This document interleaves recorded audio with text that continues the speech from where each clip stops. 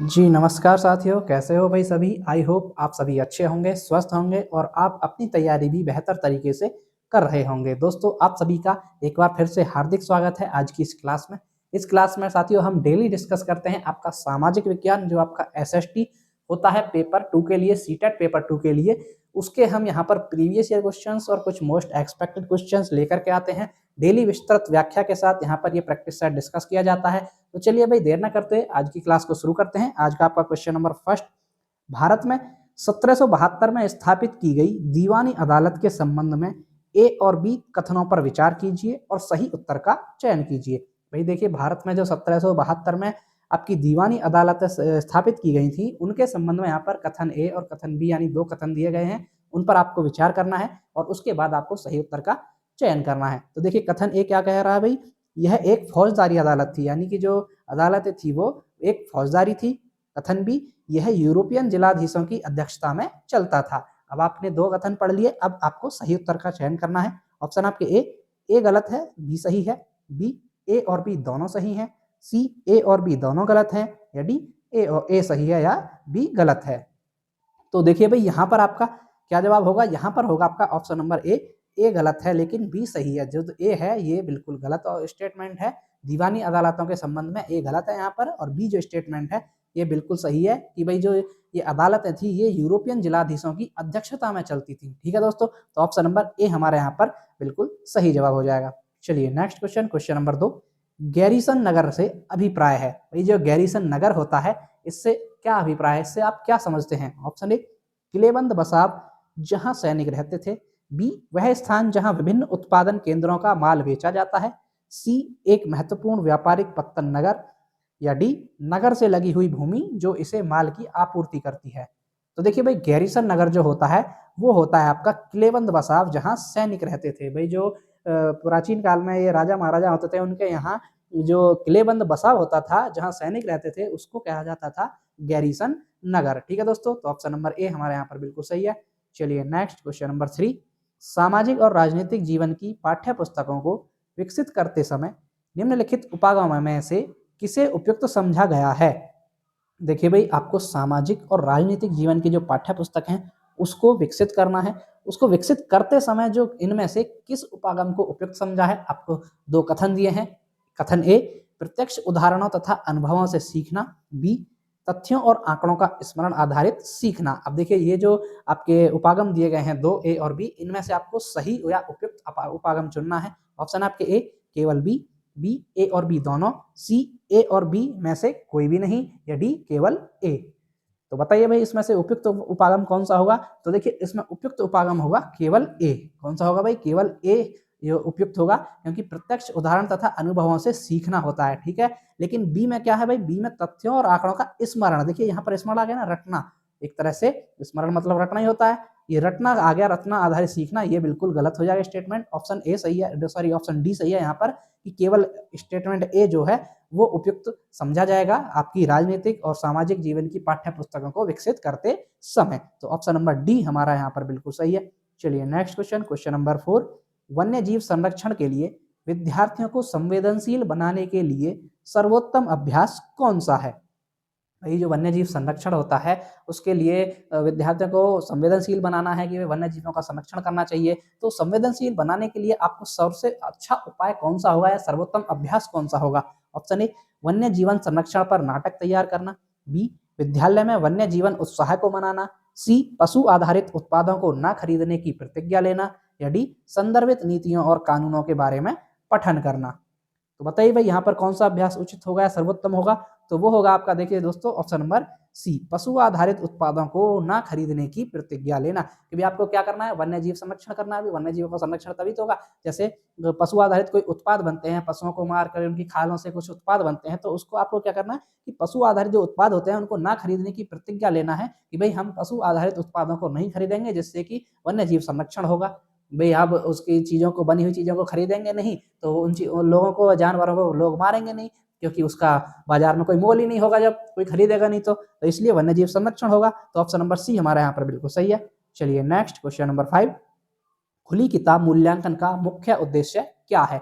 भाई जो खुली किताब मूल्यांकन होता है आपका, ओपन बुक असेसमेंट होता है आपका, उसका उद्देश्य क्या होता है? ऑप्शन ए, अध्यापकों को नए प्रश्न बनाने का दबाव नहीं रहेगा। क्या भाई इससे जो खुली किताब आपका मूल्यांकन होता है, इससे अध्यापक को प्रश्न बनाने का कोई दबाव नहीं रहेगा। ऑप्शन बी, विद्यार्थियों को अतिरिक्त पुस्तकों को पढ़ने की आवश्यकता नहीं रहेगी क्योंकि भाई ओपन बुक मूल्यांकन है। ऑप्शन सी, विद्यार्थी उत्तर ठीक पाठ्य पुस्तकों के अनुसार कर सकते हैं कि भाई हाँ जो पाठ्य पुस्तक में लिखा है उसी के अनुसार विद्यार्थी उत्तर कर सकते हैं। या ऑप्शन नंबर डी, विद्यार्थियों पर सभी तथ्यों और विवरणों को कंठस्थ करने का भार अनुभव नहीं होगा। देखिए यहाँ पर क्या उद्देश्य होगा भाई, मुख्य उद्देश्य यही है कि विद्यार्थियों पर सभी तथ्यों भाई जो भी तथ्य होते हैं, विवरण होते हैं, उनको कंठस्थ करने का जो भार होता है वो अनुभव नहीं करेंगे विद्यार्थी, क्योंकि भाई मूल्यांकन कैसा है, खुली किताब का है, खुली किताब का मूल्यांकन है। तो वहां पर जो विद्यार्थी होंगे तथ्य और विवरणों को कंठस्थ करने का भार अनुभव नहीं करेंगे। ठीक है दोस्तों, तो ऑप्शन नंबर डी हमारे यहाँ पर बिल्कुल सही जवाब है। चलिए नेक्स्ट क्वेश्चन, क्वेश्चन नंबर 6, क्षेत्रीय संस्कृतियों का निर्माण विषय के शिक्षण के पश्चात समापन स्वरूप कौन कौन से कार्य सर्वाधिक उचित रहेंगे? भाई देखिए कोई टॉपिक विषय है एक, क्षेत्रीय संस्कृतियों का निर्माण, ये कोई विषय है। अब इसके शिक्षण करा आपने, इसके पश्चात जो समान स्वरूप के कौन कौन से कार्य सबसे उचित रहेंगे ये पूछा गया। ऑप्शन आपके ए, छोटे समूहों की परियोजनाएं, बी, विशेषज्ञों द्वारा नृत्य प्रस्तुति, सी, प्रश्नोत्तरी प्रतियोगिता, या डी, समुचित चित्र कोलाज या बनाना, यानी कि समुचित चित्र या कोलाज बोल देते हैं जिन्हें, वो बनाना। तो देखिए इनमें से आपको उचित सबसे उचित छांटना है। ऑप्शन आपके A B D, B A C D, C B C D, या ऑप्शन डी क्या कह रहा है, ए बी और सी। तो बताइए भाई यहाँ पर सबसे उचित क्या रहेगा? तो देखिए यहाँ पर सबसे उचित रहेगा आपका ऑप्शन नंबर बी। क्या ऑप्शन नंबर बी क्या है भाई, ए सी और डी। भाई A statement, B statement, sorry A C और डी है ना, बी नहीं होगा इसमें। भाई ये क्या है, छोटे छोटे समूहों की परियोजनाएं, बिल्कुल उचित रहेगी। आपका प्रश्नोत्तरी प्रतियोगिता ये भी उचित रहेगी, और समुचित चित्र या कोलाज बनाना ये भी उचित रहेगा। लेकिन जो आपके विशेषज्ञ द्वारा नृत्य प्रस्तुति होगी ये वहां पर सबसे उचित नहीं मानी जाएगी। तो इसलिए हमारा ऑप्शन नंबर बी के सही होगा कि भाई स्टेटमेंट कथन ए सी और डी बिल्कुल यहाँ पर उचित रहेंगे या सही रहेंगे। चलिए नेक्स्ट क्वेश्चन नंबर 7, कल्पना कीजिए आपको एक साम्राज्य वंशानुगत मिला है। भाई आपको कल्पना करनी है कि भाई आपको एक साम्राज्य मिला है वंशानुगत, यानी कि आपके पारिवारिक तौर पर जैसे मिलते रहते हैं ना, भाई राजा का बेटा राजा बनता रहता था, ऐसे आपको वंशानुगत आपका साम्राज्य मिला है कोई। आप अपने साम्राज्य को किस प्रकार स्थायी और संपन्न बना सकते हैं? तो आप उस साम्राज्य को आप किस प्रकार स्थायी और संपन्न बना सकते हैं, ये प्रश्न है भाई। उपयुक्त प्रश्न के संदर्भ में एक अध्यापक के रूप में आप विद्यार्थियों को जांचते वक्त किस कुशलता पर बल देंगे? भाई ये जो क्वेश्चन पूछा है, ये प्रश्न जो पूछा है, इसके संदर्भ में आप एक अध्यापक के रूप में विद्यार्थियों को जांचते समय किस कुशलता पर बल देंगे? ये है ऑप्शन ए, विश्लेषण करने की क्षमता, बी, परिस्थितियों का अनुमान एवं निष्कर्ष, सी, तर्क करने की क्षमता, या डी, अनुभवों की तुलना। तो देखिए भाई ये जो प्रश्न है कि भाई कल्पना करना है कि आपको साम्राज्य मिला है वंशानुगत तौर पर, और आपको साम्राज्य को किस प्रकार स्थायी बनाना है, संपन्न बनाना है, ये आपसे प्रश्न पूछा है। तो ये प्रश्न पूछते समय विद्यार्थियों को जांचते वक्त किस कुशलता पर बल देना अध्यापक के रूप में? तो वो देना आपका परिस्थितियों का अनुमान एवं निष्कर्ष, की भाई वो परिस्थितियों का अनुमान किस प्रकार लगा सकते हैं और निष्कर्ष पर किस प्रकार पहुंच सकते हैं। तो ऑप्शन नंबर बी हमारा यहाँ पर बिल्कुल सही जवाब होगा। ठीक है दोस्तों, चलिए भाई नेक्स्ट क्वेश्चन नंबर 8, आदिवासी विषयक परिचय कराने के लिए सर्वोत्तम सम्मानजनक नीति होगी। भाई कोई एक विषय है आदिवासी, अब आदिवासी विषय को परिचय कराना है आपको विद्यार्थियों को, तो उसके लिए सर्वोत्तम सम्मानजनक नीति क्या होगी? ऑप्शन ए, उनकी रंगीन वेशभूषा को प्रदर्शित करना, बी, जनजातीय गानों और नृत्यों को पर्दे पर दिखाना, सी, उनके आदिम और देहाती भूतकाल पर चर्चा करना, या डी, उन्हें संपन्न और शक्तिशाली वनवासी के रूप में चित्रित करना। तो देखिए भाई हमको क्या करना है, सर्वोत्तम और सम्मानजनक नीति बतानी है। कि सर्वोत्तम और सम्मानजनक नीति क्या होगी भाई? वो होगी आपकी ऑप्शन नंबर डी, क्या कि उन्हें संपन्न और शक्तिशाली वनवासी के रूप में चित्रित करना। कि भाई जो जनजाति हो आदिवासी होते हैं वो बिल्कुल संपन्न और शक्तिशाली वनवासी के रूप में होते हैं, तो उनको संपन्न और शक्तिशाली वनवासी के रूप में चित्रित करना आपका सबसे उत्तम सम्मानजनक नीति होगी। तो ऑप्शन नंबर डी हमारा यहाँ पर बिल्कुल सही जवाब है। चलिए भाई नेक्स्ट क्वेश्चन नंबर 9, जब विवादास्पद मामलों को सामाजिक विज्ञान कक्षा में पढ़ा रहे हैं आपको, भाई आप कोई विवादास्पद मामले हैं उनको सामाजिक विज्ञान की कक्षा में पढ़ा रहे हैं, तो आपको क्या करना है उस समय? ऑप्शन ए, समय समय पर इन्हें उठाना चाहिए और संक्षिप्त चर्चा करनी चाहिए, बी, सही योजना के साथ सम्मानजनक चर्चा की पहल करनी चाहिए। सी, विद्यार्थियों की पृष्ठभूमि को ध्यान में रखते हुए केवल ठेस ना पहुंचाने वाली वस्तुओं पर चर्चा करनी चाहिए। या डी, मुकाबला करने से पूरी तरह बचना चाहिए। तो भाई क्या करेंगे आप उस समय? देखिए आपको क्या करना होगा, आपको करना होगा कि सही योजना के साथ सम्मानजनक चर्चा की पहल करनी होगी। क्या करनी होगी भाई? भाई टॉपिक क्या है? विवादास्पद मामले हैं, तो उनमें आपको सही योजना के साथ सम्मानजनक चर्चा की पहल करनी होगी ताकि किसी में भी भेदभाव का भाव जागृत नहीं हो। ठीक है दोस्तों, तो ऑप्शन नंबर बी हमारा यहाँ पर बिल्कुल सही जवाब है। चलिए भाई नेक्स्ट क्वेश्चन नंबर 10, सामाजिक और राजनीतिक जीवन अध्यापन का केंद्र बिंदु होना चाहिए। भाई जो सामाजिक और राजनीतिक जीवन अध्यापन जो होता है उसका केंद्र बिंदु क्या होना चाहिए? ऑप्शन ए, राजनीतिक संस्थानों का अध्ययन। बी, मूलभूत सिद्धांतों का अध्ययन। अब देखिए इसमें से बताना आपको क्या होना चाहिए। ऑप्शन ए क्या कह रहा है? केवल बी, बी ए और बी दोनों, सी ए और बी में से कोई नहीं, या डी केवल ए। तो बताइए भाई। तो देखिए भाई जो राजनीतिक और सामाजिक जीवन का अध्यापन का केंद्र बिंदु होगा वो होना चाहिए आपका ऑप्शन नंबर बी, ए और बी दोनों, यानी कि दोनों के दोनों इसके केंद्र बिंदु होने चाहिए कि राजनीतिक संस्थानों का अध्ययन और मूलभूत सिद्धांतों का अध्ययन भी इसका केंद्र बिंदु होना चाहिए। तो दोनों के दोनों सही है यहाँ पर, ऑप्शन नंबर बी हमारा यहाँ पर बिल्कुल सही जवाब है। चलिए भाई नेक्स्ट क्वेश्चन नंबर 11, विद्यार्थियों के एक साथ एक छोटे समूह में योजना बनाते समय निम्न में से किस पर अधिक बल देना चाहिए या किस पर अधिक बल होना चाहिए? भाई विद्यार्थियों को एक छोटे समूह में योजना बनाते समय आप किस पर सबसे अधिक बल देंगे? ऑप्शन ए, एक चुनौतीपूर्ण कार्य की रचना। बी, विद्यार्थियों को साथ काम करना सिखाना। सी, समूहों का विचार पूर्वक चयन करना। या डी, कार्य की पूर्ति करना। बताइए भाई इसमें से कौन से सबसे अधिक बल होगा? ऑप्शन है आपके A B D, B A C D, option C B C D, या ऑप्शन डी ए बी और सी। तो देखिए भाई साथियों यहाँ पर आपका सही जवाब होगा option number D, A B और सी, यानी कि ए बी और सी जो है स्टेटमेंट है ये बिल्कुल यहाँ पर सही जवाब होंगे कि भाई जो छोटे समूह में योजना बनाते समय आपको सबसे अधिक बल एक चुनौतीपूर्ण कार्य की रचना भी करनी होगी, विद्यार्थियों को साथ में काम करना भी सिखाना होगा और समूहों का विचार पूर्वक चयन भी करना होगा, लेकिन कार्य की पूर्ति करना इसमें सम्मिलित नहीं होगा। इसलिए हमारा स्टेटमेंट होंगे ए बी और सी स्टेटमेंट बिल्कुल सही होंगे। तो हमारा जवाब क्या होगा? ऑप्शन नंबर डी सही होगा। ठीक है दोस्तों, चलिए भाई नेक्स्ट क्वेश्चन नंबर 12, निम्नलिखित में से किसके लेखन को प्राथमिक स्रोत के रूप में माना नहीं जा सकता? भाई इनमें से आपको यह बताना है कि किसका लेखन ऐसा है जिसको प्राथमिक स्रोत के रूप में नहीं माना जाता है। Option A, Abul Fazl. B, Ras Sundari देवी। सी, जियाउद्दीन बर्नी। या डी, मुजफ्फर आलम। तो देखिए दोस्तों वो है आपके मुजफ्फर आलम। क्या? मुजफ्फर आलम जो है उसके उनके लेखन को प्राथमिक स्रोत के रूप में नहीं माना जाता है, नहीं माना जा सकता है। तो ऑप्शन नंबर डी हमारा यहाँ पर बिल्कुल सही जवाब होता है।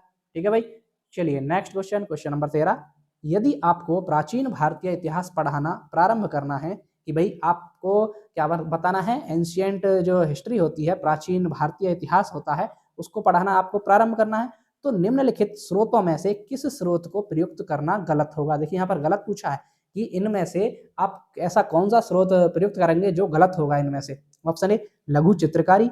बी, शिलालेख। सी, हस्तलिपियां। या डी, गुफा चित्रकारी। तो देखिए साथियों वो होगा आपका हस्तलिपियां। हस्तलिपियां जो स्रोत है ये यहाँ पर गलत होगा। प्राचीन भारतीय इतिहास को पढ़ाने के लिए हस्तलिपियां जो स्रोत है ये बिल्कुल गलत होगा। तो इसलिए हमारा जवाब क्या होगा? ऑप्शन नंबर सी हमारा सही जवाब होगा। चलिए नेक्स्ट क्वेश्चन नंबर 14, प्राकृतिक वनस्पति और वन्य विज्ञान विषय वस्तु से छात्रों को परिचित कराने के लिए सर्वोत्तम शैक्षणिक विधि क्या होगी? भाई एक विषय है, विषय वस्तु है आपकी आज की, मान लीजिए कक्षा में आप पढ़ा रहे हैं, आपकी विषय वस्तु है प्राकृतिक वनस्पति और वन्य विज्ञान। ठीक है, ये विषय वस्तु है। अब इस विषय वस्तु से छात्रों को परिचित कराना है आपको, तो उसके लिए सबसे अच्छी या सर्वोत्तम शैक्षणिक विधि क्या अपनाएंगे आप? ये पूछा गया आपसे। ऑप्शन ए, वन्य जीवन अभ्यारण्य का भ्रमण। बी, व्याख्यान के लिए विशेषज्ञ को आमंत्रित करना। सी, पाठ्य पुस्तक का पठन एवं चर्चा। या डी, विषय वस्तु पर डॉक्यूमेंट्री फिल्म दिखाना।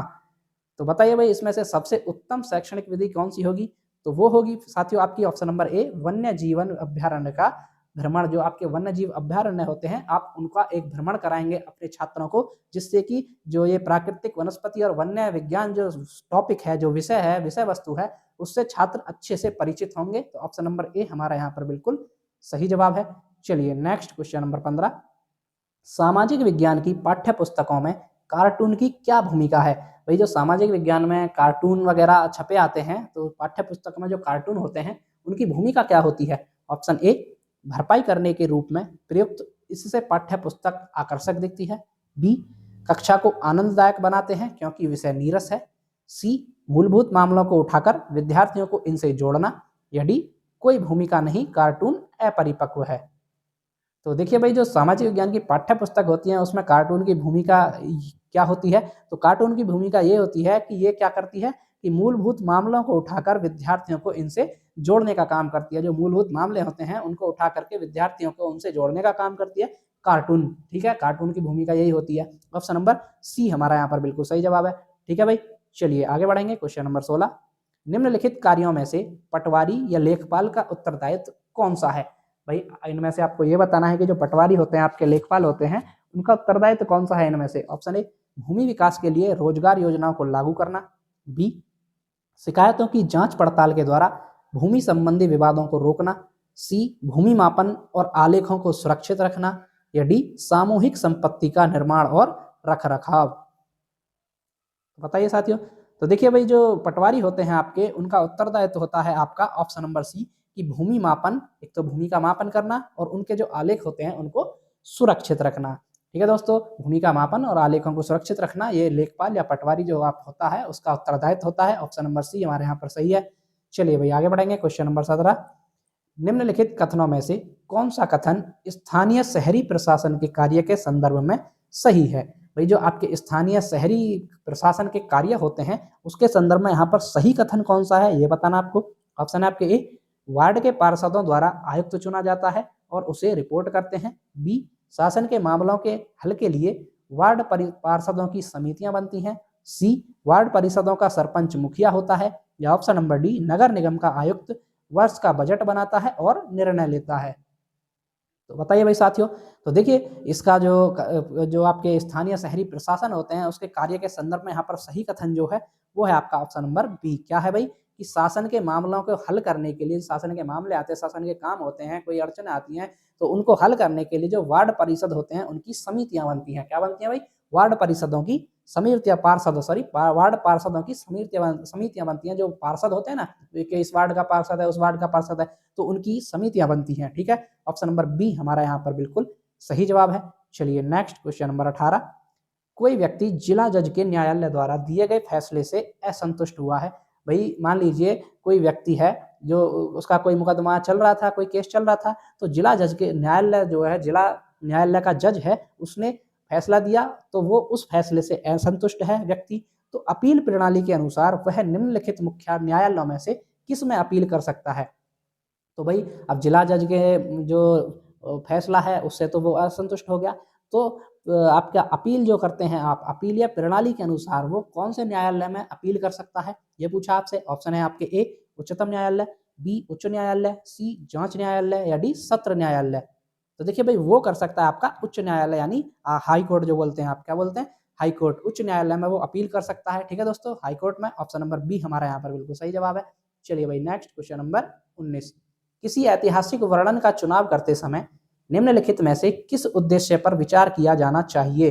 भाई आप कोई ऐतिहासिक वर्णन का चुनाव कर रहे हैं, उसको चुनाव करने के समय निम्न में से किस उद्देश्य पर विचार करेंगे आप। ऑप्शन ए, कारणात्मक संबंध और निष्कर्ष स्थापित करना।